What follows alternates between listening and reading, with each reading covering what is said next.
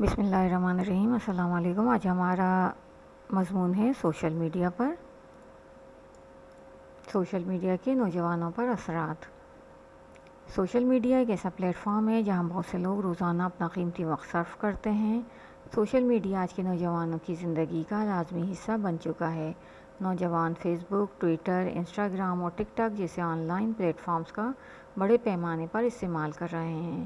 Social media کے جہاں بہت سے فائدے ہیں، وہیں نوجوانوں پر اس کے کچھ منفی اثرات بھی مرتب ہوتے ہیں جو کہ مندرجہ ذیل ہیں۔ نوجوانوں پر سوشل میڈیا کے سب سے اہم اثرات میں سے ایک ذہنی صحت پر اس کا اثر ہے۔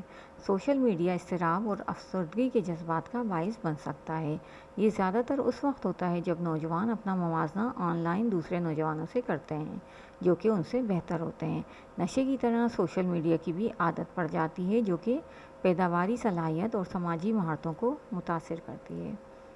سوشل میڈیا لوگوں کے تعلقات پر بھی برا اثر ڈالتا ہے۔ نوجوان براہ راست بات چیت کرنے کے بجائے آن لائن بات چیت کرنے میں زیادہ آرام محسوس کرتے ہیں۔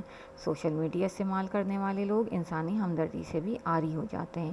کئی لوگ حادثوں یا مشکلات کا شکار ہو جاتے ہیں، لیکن لوگ ان کی مدد کرنے کے بجائے ان کی ویڈیوز ریکارڈ کر کے سوشل میڈیا پر پوسٹ کرنا شروع کر دیتے ہیں تاکہ ان کی ریٹنگ اور ان کے دیکھنے والوں کی تعداد میں بھی اضافہ ہو۔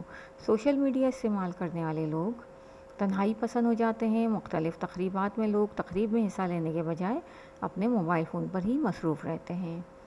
تاہم سوشل میڈیا کے مثبت اثرات بھی ہو سکتے ہیں، جیسے کہ سوشل میڈیا نوجوانوں کو ان کی خوبیوں کے اظہار کے لیے ایک پلیٹ فارم مہیا کرتا ہے۔ سوشل میڈیا کی وجہ سے زیادہ لوگ عالمی اور ملکی معاملات سے آگاہ ہوتے ہیں۔ سوشل میڈیا تفریح کا بھی ایک اچھا ذریعہ ہے اور تعلیم کا بھی۔ اب نوجوان کو جس موضوع پر بھی معلومات حاصل کرنا ہوتی ہیں وہ انہیں فوراً حاصل ہو جاتی ہیں۔ نوکری کی غرض سے بیرون ملک رہنے والے نوجوانوں کو اپنے گھروں سے رابطے میں آسانی بھی رہتی ہے، اور سوشل میڈیا نوجوانوں پر مثبت اور منفی دونوں طرح کے اثرات مرتب کرتا ہے۔